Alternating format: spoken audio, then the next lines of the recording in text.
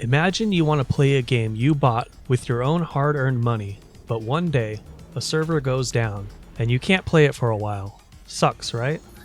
But now imagine that some company unrelated to the creation of the game you bought has the ability to gatekeep your ability to play the game you bought, and their server goes down, making you unable to play your game that you bought. Sounds like a bad deal, right? Now imagine another company puts software into your game that you bought to make it play worse than it should on your device, allegedly to prevent people who aren't you from stealing and illegally distributing it, and it actually never ever works. And the server for this malware goes down, making you unable to play the game you bought for reasons that have nothing to do with you, the one who legally purchased the game and did nothing wrong. This stuff happens. It shouldn't. But you may have heard recently that the most famous DRM service Denubo had a server outage recently, leaving many people unable to play their games, despite some of them supposedly being single-player games that shouldn't even require an internet connection to play, including Marvel's Guardians of the Galaxy, Tony Hawk's Pro Skater 1 and 2, Yakuza Like a Dragon, Persona 4 Golden, Planet Zoo, and more. Meanwhile, pirates were completely unaffected. Are you PC gamers really okay with this shit happening over and over and over again? I know there will be a lot of people who just throw their hands up not wanting to do anything about it, and others who just don't care. Maybe even some shills who will defend this crap for whatever reason. But you have to put this into perspective. You legally purchase your games with your hard-earned money, and you get punished for it. DRM programs such as Denubo don't just gatekeep your ability to play, they also impact your game's performance, sometimes by a negligible amount, sometimes rendering games unplayable for certain people. There are even some old games that have compatibility issues that prevent them from working properly on current operating systems because of the DRM baked into the game. On the other hand, a game with no DRM will always work.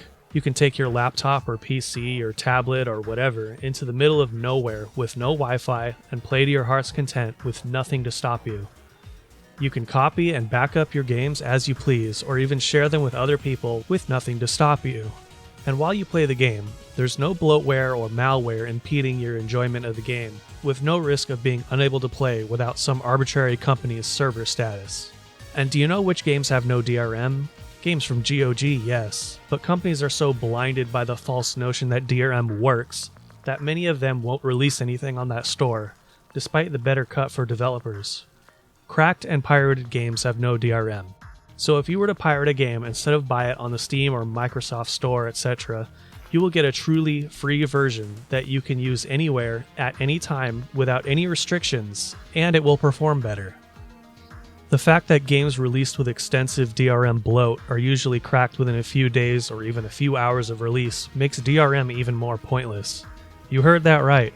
DRM used to be more robust, but now games such as the recently released Age of Empires 4 get cracked the same day the game comes out. There's the general adage, you get what you pay for.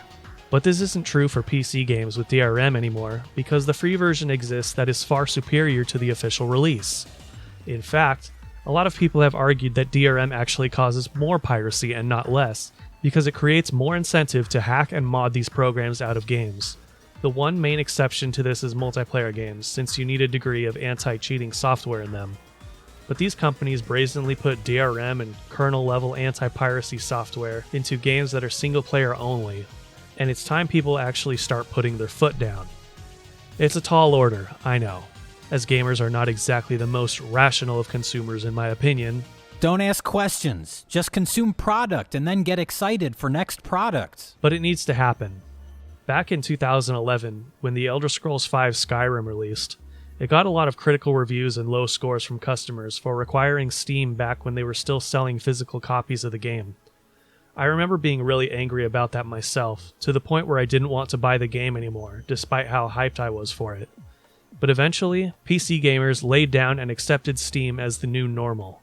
Credit where credit is due, Steam does offer a lot of good services for the PC gaming market, especially social features and indie game promotion. But at its core, Steam is a DRM program that can and will lock you out of the games you paid for if they deem it necessary, or if you don't connect to the internet after a while. I really hate that this is the norm now, and don't even get me started on game streaming. But what happened back in 2011 is exactly what you can still do now, among other things. If you buy a game on Steam and it runs like garbage, then find out it's because of a DRM program, refund the game if possible, explain to them why you refunded if possible, and leave a negative review. I am not against this kind of review bombing because it's the only viable way to get your message across to the developers and publishers. You have to hit them in the wallet. Anything else will be disregarded. That's how it's always been and always will be. It's not unethical to do either, as putting DRM in a game that has no multiplayer is the company treating you, the paying customer, like a criminal and punishing you while the actual pirates get the best the game has to offer. Don't hesitate to respond in kind. This ties into a previous video I made about never pre-ordering games, especially digital ones. But you don't have to buy the game on day one. There's no way to know if the game will have issues before launch, as game journalist reviews are useless, and I generally don't trust anyone who gets the game early and/or for free. Unless you're a content creator or something, if you still really want a game that has DRM, you can always wait for a steep discount.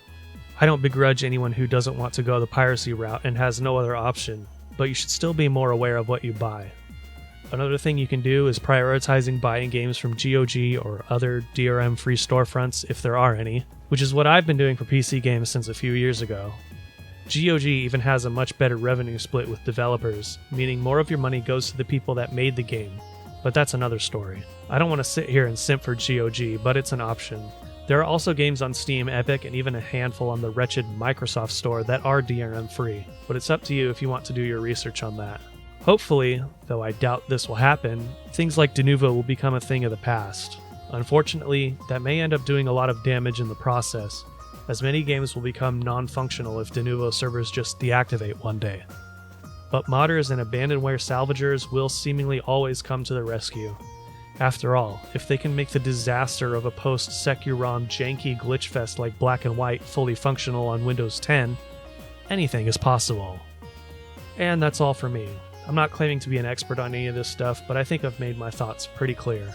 DRM bad. Subscribe for more low-tier thonkery. Also, if you do decide to go the piracy route, I just want to say that I wholly and unequivocally disavow you and your family and your dog, you disgusting piece of shit!